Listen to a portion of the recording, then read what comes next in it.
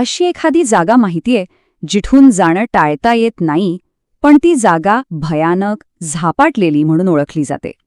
आज आपण बरोबर अशाच एका जागेबद्दल बोलणार आहोत, मलेशियाच्या कुप्रसिद्ध काराक हायवेबद्दल. म्हणजे बघा, या हायवेवरचे धोके काही साधेसुधे नाहीत. असं म्हणतात की अंधार पडला ना की इथून जाणाऱ्यांच्या मागे काहीतरी लागतं, एक अशी अदृश्य शक्ती जी फक्त अंधारातच वाट पाहत असते. चला तर मग सुरुवात करूया त्या हायवेवरच्या सगळ्यात जास्त सांगितल्या जाणाऱ्या किस्सापासून. ही एक अशी गोष्ट आहे जी वर्षानुवर्षे अनेक ड्रायव्हर्सनी अनुभवल्याचं सांगितलं जातं. आता विचार करा, तुम्ही गाडी चालवत आहात आणि समोर एक जुनी पिवळी फोक्सवॅगन बीटल अगदी हळूहळू चाललीये. ती तुम्हाला पुढेच जाऊ देत नाहीये. तुम्ही हॉर्न वाजवताय, लाईट्स देताय, पण काहीच फरक पडत नाही. शेवटी वैतागून तुम्ही कसा तरी तिला ओव्हरटेक करता आणि बघता तर काय, ड्रायव्हरच्या सीटवर कोणीच नाही. सीट पूर्ण रिकामी आहे. आणि याहून भयानक गोष्ट म्हणजे काही क्षणातच तीच पिवळी गाडी परत तुमच्या समोर येते, जणू काही झालंच नाही. पण या सगळ्या भूताटंकींच्या कथा आल्या तरी कुठून?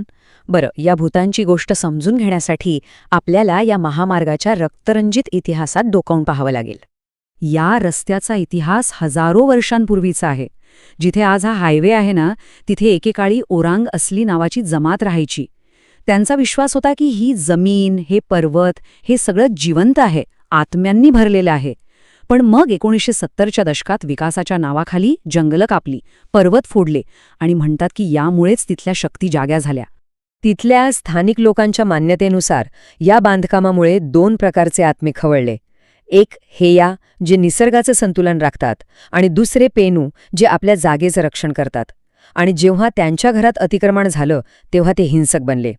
त्यामुळेच इथं घडणाऱ्या प्रत्येक विचित्र घटनेला थेट त्या शक्तींशी जोडलं जातं. तारीख होती 28 फेब्रुवारी 1990. ही तीच काळी तारीख आहे ज्या दिवशी मलेशियाच्या इतिहासातील सर्वात भीषण महामार्ग अपघातात तब्बल 17 लोकांना आपला जीव गमवावा लागला. 1990च्या त्या अपघाताचे तपशील ऐकले ना तरी अंगावर काटा येतो. विचार करा, एका बसचे ब्रेक फेल झाले आणि मग एकामागोमाग एक गाड्या एकमेकांवर आदळू लागल्या.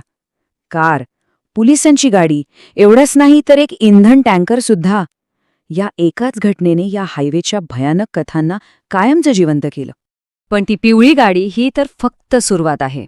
आता आपण या महामार्गावर फिरणाऱ्या इतर भयानक अस्तित्वांविषयी बोलूया, ज्या ऐकून धोक्याची जाणीव आणखीनच गडद होते. अनेक जण सांगतात की त्यांनी एका रहस्यमय मोटरसायकल स्वाराला पाहिले.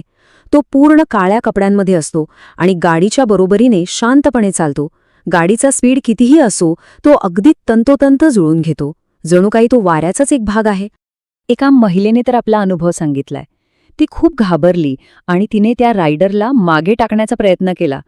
पण जेव्हा तिने धाडस करून त्याच्याकडे पाहिलं तेव्हा तिला जो धक्का बसला, त्याच्या हेल्मेटच्या आत काहीच नव्हतं, फक्त अंधार, डोकंच नव्हतं. आणि इथेच ही गोष्ट अजून गूढ बनते. तो रायडर नेहमी एकाच जागी गायब होतो, किलोमीटर 37च्या साईनपोस्टजवळ. आणि ही तीच जागा आहे जिथे खरोखरच एका अपघातात एका बायकरचा मृत्यू झाला होता. आजही त्या जागी छोटंसं स्मारक आहे जे त्या अपघाताची आठवण करून देतं. या हायवेवरचा पुढचा आणि कदाचित सर्वात धोकादायक आत्मा, तो म्हणजे पोंटियानक. ही मलेशियन लोककथांमधली एक सूड घेणारी स्त्री आत्मा आहे आणि ती फक्त घाबरवत नाही तर ती शिकार करते. तिची ओळख काय तर अचानक येणारा जाईच्या फुलांचा सुगंध सुंदर पण इशारा भयानक. अशीच एका जोडप्याची एक भयानक गोष्ट सांगितली जाते. गाडीचा टायर पंक्चर होतो. नवरा टायर बदलायला दाट धुक्यात खाली उतरतो. त्याची गर्भवती बायको गाडीत एकटीच बसलेली असते आणि अचानक तिला गाडीच्या डिक्कीवर काहीतरी आदळल्याचा आवाज येतो. ठक ठक ठक. थोड्या वेळाने पोलीस तिथे येतात आणि त्या बाईला एकच गोष्ट सांगतात, मॅडम, गाडीतून बाहेर या आणि काहीही झालं तरी मागे वळून बघू नका. पण काळजी आणि भीतीने ती स्वतःला थांबवू शकत नाही. ती मागे बघते आणि जे दृश्य पाहते ते तिच्या आयुष्यातलं सर्वात भयानक स्वप्न ठरतं. पॉन्टियानक तिच्या नवऱ्याच्या छिन्न विछिन्न मृतदेहावर उभी असते. आता आपण येऊया शेवटच्या आणि सगळ्यात अस्वस्थ करणाऱ्या कथेवर. ही एक अशी गोष्ट आहे जी एखादा प्रँक कॉल आणि मृतात्म्याकडून आलेला खरा संवाद यामधली रेषाच पुसून टाकते. रात्री उशिरा एक रेडिओ शोमध्ये होस्टला एक कॉल येतो. पलीकडचा माणूस अगदी शांतपणे काराख हायवेवर झालेल्या त्याच्या भीषण अपघाताबद्दल सांगत असतो. आणि शेवटी तो म्हणतो, माझे आईवडील गेले, माझी बायको गेली, माझं बाळ गेलं आणि मी सुद्धा मेलो. आणि फोन कट होतो. या कथेला खरा भयानक ट्विस्ट तर दुसऱ्या दिवशी मिळतो.